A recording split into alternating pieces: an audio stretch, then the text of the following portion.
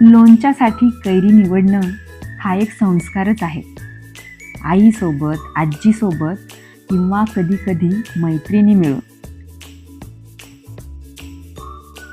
सकाळी सकाळी मंडईमध्ये जायचं आणि लोणच्यासाठी कैरी, लिंब, मिरची अगदी निवडून निवडून घ्यायची.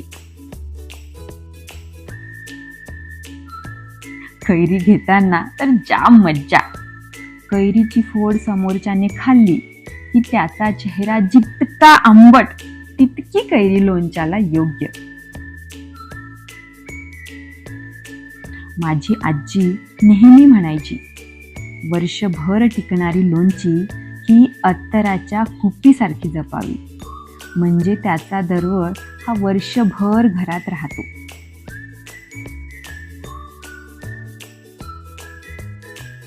हल्ली विकत सगळंच मिळतं हो, पण आपण केलेल्या लोणच्यामध्ये प्रेम, माया आणि समाधान असल्यामुळे घरचं लोणचं कदाचित लवकर मुरतं.